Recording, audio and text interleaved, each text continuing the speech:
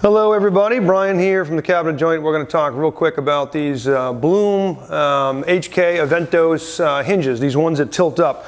We're finding this to be a really popular option in the last 3 or 4 years. Our cabinet coaches love to sell them because for overhead cabinets, or in this case a counter setting cabinet, picture over a refrigerator, it's nice to have those ones that lift up, and they do have that soft close feature where it kind of falls and then settles softly back down. So what we want to do, this is our first one we've actually installed. We've sold a lot of them, but with our new assembly shop here in Gettysburg, we're running into a lot of things that we've not shot video for. So we wanted to show you how these go in. Nothing terribly tricky, but we want to walk you through the basics of the installation. So bear with us and we'll get right to it. Okay, so let's show you how this goes together. First of all, the contents of the Blum box. They give you what you need to put it in, but we're going to tell you the instructions are paltry. They're in German. There's not a lot of writing in English that even helps you. The guide that came in the book didn't have dimensions on it. We had to go online and search for the Blum Aventos HK instructions, and that one had some dimensions, which I'm going to share with you now to try to short circuit your learning curve. But in the box, you're going to get the two big mechanisms. You're going to get covers for the mechanisms, which you don't snap on till the very end. Very easy.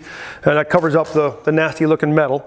They're going to give you 6 installation screws that hold these brackets to the interior wall of your cabinet.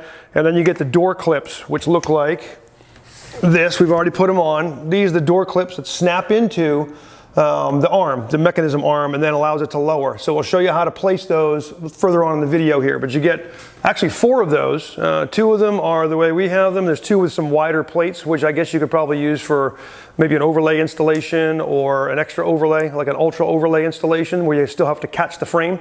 So you have a lot of parts in the box, but you're only using 3/4 of them. So here's what happens. On this mechanism, there's 2 little, you'll feel them, I'm going to show you right here, we'll get some close-up shots of it. There's 2 little detents on both sides. These mechanisms are reversible, so I've got a detent here and a detent here, and your objective is to locate 2 little pilot holes, and the way that works is you're going to come down from the ceiling of the cabinet 1 inch and 3 and 25, 30 seconds down from the ceiling of the cabinet. Now I want to make a point. In our case, the ceiling of the cabinet is tucked up inside because it's actually the floor of the compartment above. If this is your normal wall cabinet, for instance, and your ceiling of the cabinet is basically flush with your front frame, you want to back off that dimension, which is about 3/4 of an inch. So you're going to want to take 3 and 25, 30 seconds and reduce it by 3/4 of an inch and mark your first pilot hole. You are 1 inch and 15, 30 seconds back from the back of the front frame for inset. If it's overlay, you're going to measure from the front of the front frame. Okay, since our door in inset sits in here, we're measuring from the back of the frame 1 inch and 15, 30 seconds back, and that's the location. So down 3 and 25, 30 seconds, and then down this way 1 inch and 15, 30 seconds. And then these 2 holes are exactly 5 1/16 apart. So it's just tape measure work, and then you make a little X where you're going to drill your hole, and you use a bit. Jeffrey, how big was the bit? I think it was 1/8 of an inch. You'll see. Just run it into the hole and see how big measure it against that hole. You're only going to go in the depth of that hole, maybe 1/4 of an inch. All that is a locator hole to make sure this bracket is positioned properly. That's all you're doing. Once you have those holes drilled, you put this in until it's not moving because those detents are embedded in those 2 pilot holes you just drilled. And then they give you 3 of these screws for each side, 3 of these machine screws or panhead screws. And you're going to go ahead and put 1 here in this gray area. There's like a little gray hole here, and then 1 up here and 1 here. You can see where they're going to go when you get your bracket. They're basically here, here, and in that little gray area there. So once you mount that to the wall, what you should see is the face of the arm is a little set back from the back of the door, where the back of the door is going to be. So you can see we're back a little bit because the bracket on the back of the door has some thickness to it.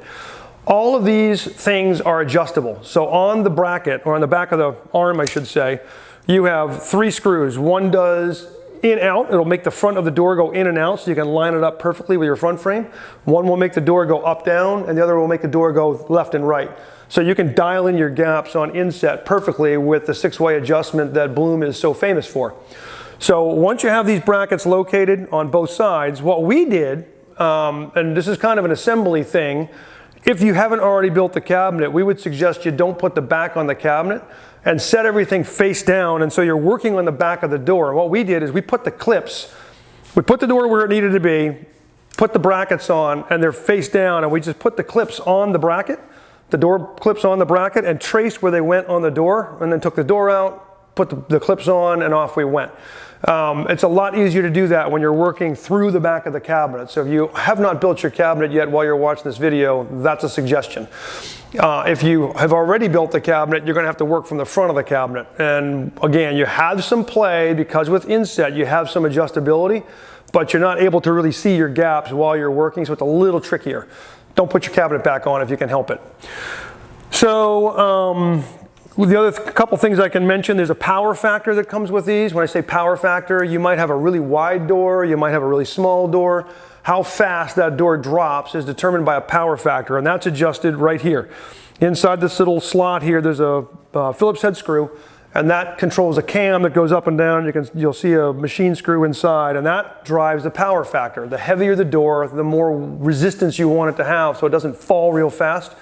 So you can play with that when you get it. If we're doing the assembly for you, we'll try to dial that in, but that's kind of a to-taste thing, so you can dial that in with just a drill gun with a Phillips head bit on it. So we're going to put this cabinet back together, and oh, the other thing I wanted to mention, and I didn't, was you have to flush the cabinet side out with the front frame because this bracket, this arm, has to clear the front frame. So we used 3/4 thick pre-finished plywood, and we used 8 inches. So from the ceiling of the cabinet to here is 8 inches. That gives us plenty of real estate to mount that bracket. You can measure it, do it any way you want. Obviously, if your ceiling of your cabinet's here instead of tucked up like this one is, you can make that smaller. So just make sure the bottom of this, or at least this bottom screw, has some purchase to bite into. That's the main aspect.